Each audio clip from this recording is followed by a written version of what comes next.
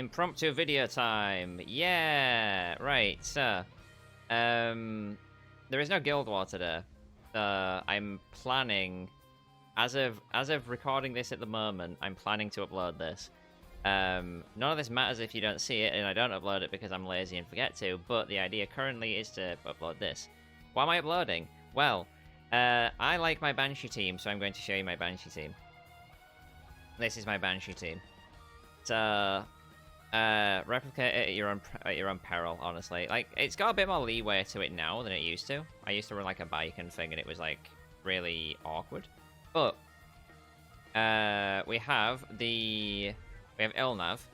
There's no real reason why we've got Ilnav because she doesn't do anything special, like give the entire team like crit damage increase when she does a skill 3, because the only character in the game that does that is this one. No, Mashu, I will never let you live down the fact that you forgot about Ilnav. I'm sorry. I know you're never going to see this video, and I know no one's ever going to fucking point it out to you. But when Sylvan Sage Vivian came out, Mashu said there was no unit that could do that other than Sylvan Sage. I'm never going to let him live it down because Ilnav is a wonderful woman and deserves love. Her gear set is jank. It's jank on purpose.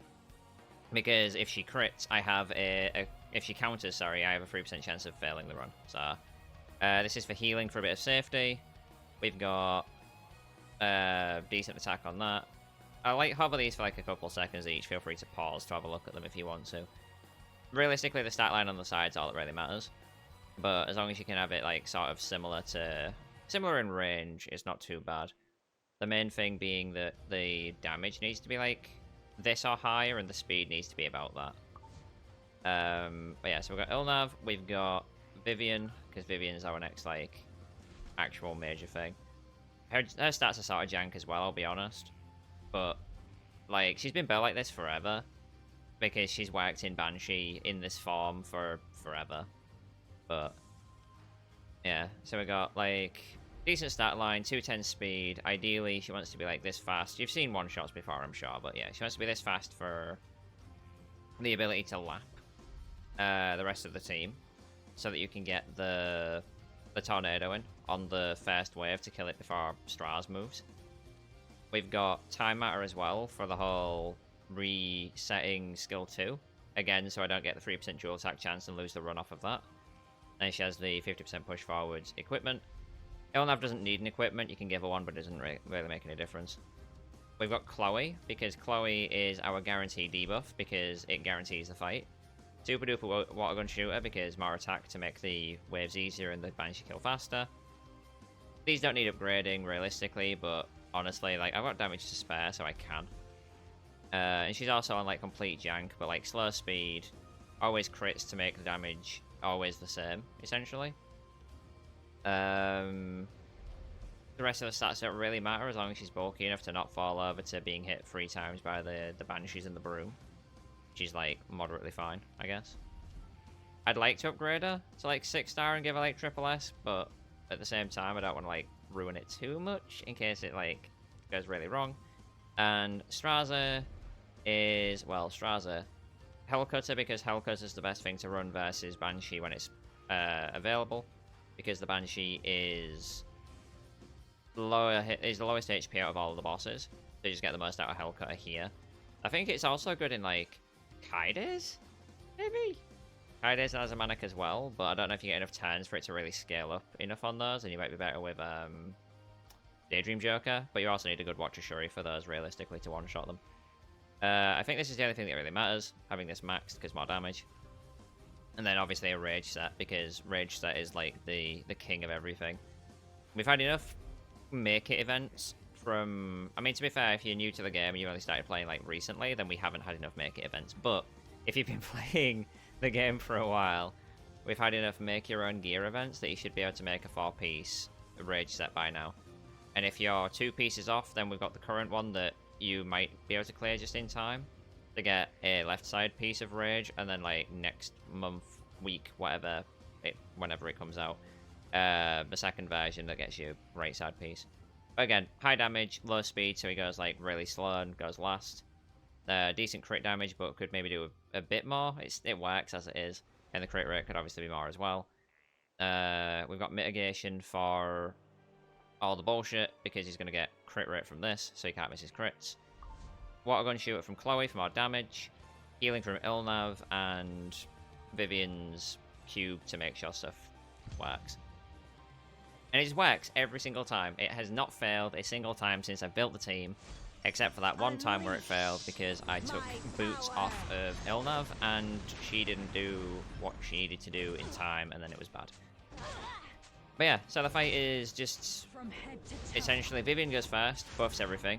Ilnav goes second, throws down the swords to give us crit damage buff. Vivian laps, kills everything on first wave, resets time matter for another tornado attempt. We get into the second bit, and she immediately, Vivian tornadoes, does okay damage. Banshee takes a turn, heals, nobody cares. Ilnav does damage. If it crits, it kills without the nail proc happening. If it doesn't crit, then the nail proc has to kill. Chloe nails 100% of the time, because Chloe nails 100% of the time. Then Straza swings, and the fight ends. It is very specifically set up to allow for the nail to kill like that, because I think it's funny. Is it a time waste? Yes. Should you build it to not do that? Yes. Am I going to change that? No. Like, the easiest way to change it, genuinely, would be to level Chloe up to 60, honestly. That'd fix it, like, immediately. Because she'd do, like, slightly more damage, no matter what Ilnav's damage situation is, to be able to, like, always clear without the nail actually popping. But, yeah. Like, the main reason we made this team is purely just because I hate 15%. Like, 15% makes me want to, like... I can't really say what it makes me want to do, because no matter how I say it, it's gonna, like, get me demonetized on YouTube. But, like, you know, like, if you can probably come up with something, and apply it, and it's probably almost correct. But yeah, like, I hate 15%. So I was like, how do we deal with the 15% problem?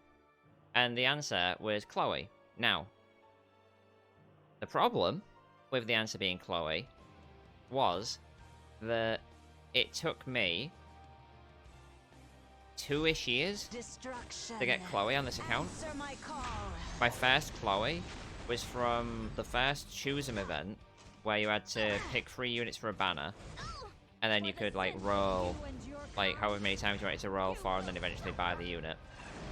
That banner choice I made was, if I remember right, Fairy Tale Tenebrae, because I wanted another book, Chloe, because I wanted this team, and maybe Seaside Bologna. I'm not entirely sure. All is done. But we did that. We did all our summons. We got Chloe. Then about 2 to 3 weeks later, we got another Chloe. A few days later, we got another Chloe. A couple weeks after that, we got another Chloe. Another week or so after that, we got another Chloe. And now we have the ability to triple S Chloe. So, you know, I said to get that one out, and then the rest of them flooded to me. Which is funny, but cringe, because it would have been nice if we'd have just had any of those Chloes like 2 years ago.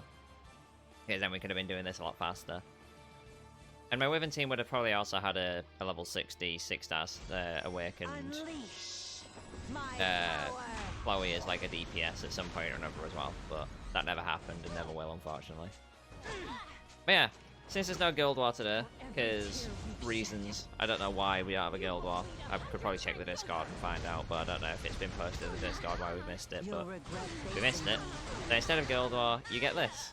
You get to see my Banshee team clear Banshee, 100% success rate. Maybe not for 15 battles, but the reality of it is that each of these fights take like a minute each, give or take. And, like, it's not that bad.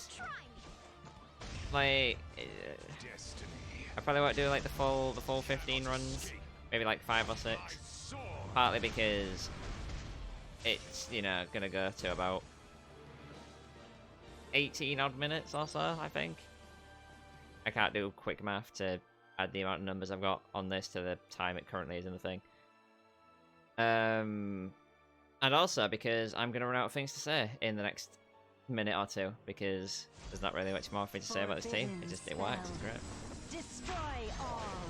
Like, there's obvious alternatives to this.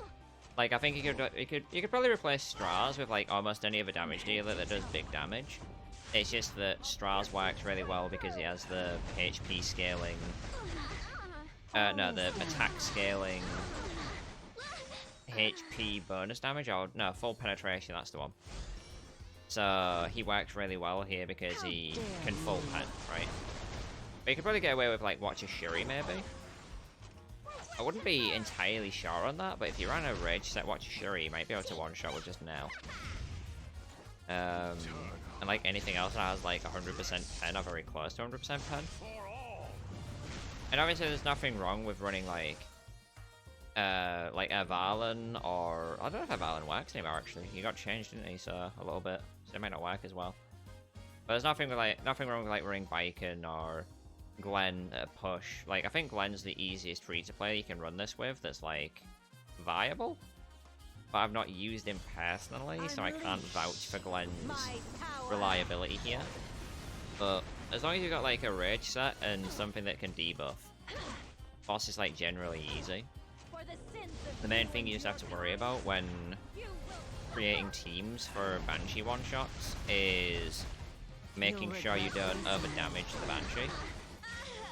Because like, for anybody that's, you know, that doesn't know, the Banshee goes into a second phase at like the first 20%, just a little bit after the first 20% marker on the HP bar. I think my mouse is on screen. So if you do too much damage and push it like past there, she'll split into the small Banshees, and you have to like do the rest of the fight versus those Banshees for it to come back, for it to then split again, and it's like, it's just this whole hassle. So the best ways to get around it are to either kill her in one shot like that, so you don't like put her too low but then like finish her all at once. Or if you can't get the full one shot, put her down to about 30% HP if possible. I think at 30% HP, if you haven't done the first split, I think she still splits, but then she doesn't do like the second special ability that she does, or she skips the split and just goes into the special ability instead. So you can just like try and hit her a couple more times and win. It's been a while since I've done it, so I don't actually remember what the 30% does anymore without triggering the like 80%. But if you're dealing with one less mechanic, it's a bit easier to deal with her. Just bring like, I don't know, a healer or something to get rid of the Banshee's curse, and it should be fine. Obviously full life is good as well, and so you can stop her from healing, but that also comes down to like what you've got available and what you want to do with her. But unfortunately, if you want any advice on how to beat this thing without one-shotting it, I am not your man, because, or your panda, I guess, because I have never once beat this boss normally. I came straight into it with one shot because Baiken was very strong, or is very strong for this. It was just a case of Baiken, Leo, Vivian, bring anything else you want, and the three of them just like make short work of her as long as Leo lands his defense bricks. Ideally something else that can do damage to put her down to about 80%-ish HP, so that Baiken can do her thing and just make sure the fight ends. But yeah, as you can see, it works like 100% of the time. In my, I want to say like nearly a year of having this team, it shouldn't be like a year, but every time I underestimate time, it always ends up being like a lot longer than I thought it was. But we'll say like in the last year of having this team, it has never once failed. Like, it all works completely perfectly because I've made sure that there's no skill ones happening. If any one of these characters skill one, I'd have a 3% chance now to just fail the run immediately. And that chance goes up or down, I guess, dependent on who dual attacks. Because, like, if Straze was to dual attack, he'd push forwards. If Chloe or Ilnav was to dual attack, it'd be less of a problem, I think. Like, I think it's only really Straze that can lose me the fight if he was to dual attack. So, we're sort of lucky, honestly, that it can't happen. Because, like, the times where I let this have dual attack potential, it has happened, and I have lost the fight because of it. So it's like, I'd rather just not bother with it, you know what I mean? But, yeah, I'll press the X button on this one, even though I could do the rest of the fight. Just 'cause I don't want this to go on for, like, much longer. Like, we're 15 minutes in, so... yeah. That's your video for Monday's Guild War as a replacement. It might not be PvP, but, you know, it's still something, I guess. And we get, like, what? We get nothing. Of course we get nothing. But yeah, so thanks for watching. Hope you enjoyed this little change of pace. If you're interested in more, like, hunt stuff, feel free to let me know. I do have the one-shot going for Wyverns, but Wyverns one-shot is, like, mostly boring because it's the same as everybody else's. So you can see the team, but I'm not going to show the whole thing off. Like, it's just boring, right? Because it's just, everybody knows what this is. Like, Alexa for Sigrid, or, you know, Alexa for Alexa if you've got this version, and it's... If you've seen a one-shot of Wyvern before, it's generally this team, but with Sigrid instead of Alexa. Like, it explains itself. Golem doesn't have anything, because I don't run Golem. Ignore the fact Sol's there. It did work for a while. I don't know if it still does. Azamanic doesn't work anymore because Leica doesn't have gear. And... I mean, this works as well, but it's not a one-shot team. It's just a very long, trudging, painful experience through Kai days. But it works most of the time. It's just like... It's just painful. And I do use this area, so I'm going to have to give her gear back if she isn't wearing any. But anyway, like I said, that's all for the video. So thanks for watching. Hope you enjoyed. And we'll be hopefully back on Wednesday or Thursday when it gets uploaded, potentially, for an actual Guild War video. So look forward to that, I guess. Yay. See you next time.